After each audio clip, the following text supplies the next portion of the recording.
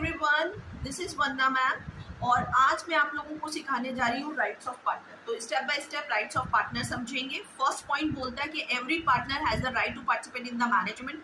हर partner को अधिकार होता है कि वो मैनेजमेंट में पार्टिसिपेट कर सकता है, लेकिन इसमें एक पॉइंट बहुत ज़्यादा ध्यान देने वाली बात है कि माइनर को अधिकार नहीं है कि वो मैनेजमेंट में पार्टिसिपेट करे। माइनर कौन है? 18 ईयर्स से जिसकी एज कम है वो।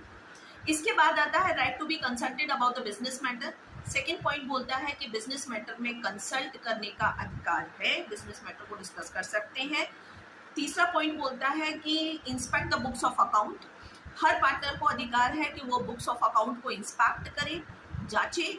और दूसरी बात इसमें ध्यान देने वाली बात है कि अगर उसको हार्ड कॉपी की ज़रूरत है तो वो भी उसको लेने का अधिकार है। इसके बाद बोलता है right to be share the profit in the agreed ratio and bear the losses in the agreed ratio. Means जो भी हमारा रेशियो पहले उल्लेखित हुआ है ओरल और रिटन, उसके आधार पर हमारा प्रॉफिट और लॉस शेयर और बेयर किया जाएगा। अगर पीएसआर ऑलरेडी मेंशन नहीं है तो according to partnership act 1932 the profit and losses should be equally distributed among the all the partners। इसके बाद नेक्स्ट पॉइंट बोलता है कि अगर मान लेते हैं, इसमें क्या बोला, if the partner has advanced loan he has right to receive interest in agreed rate of interest. Means अगर फर्म्स को किसी पार्टनर ने जो है वो लोन दिया हुआ है, फर्म को दिया हुआ है किसी पार्टनर ने, तो उस सिचुएशन में क्या होगा कि जो भी अग्रीड रेट ऑफ इंटरेस्ट होगा वो उसको पे किया जाएगा।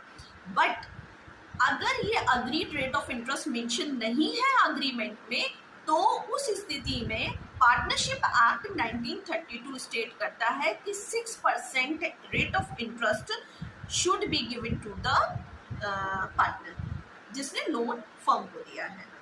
इसके बाद आता है right to take decision in the interest of the business. मतलब कि हर पार्टनर को अधिकार है कि वो व्यापार के हित के बारे में, पार्टनरशिप के हित के बारे में जो है वो निर्णय ले सकता है। Right not to be allow the admission of a new partner. अगर हमारे जो पार्टनर है उनको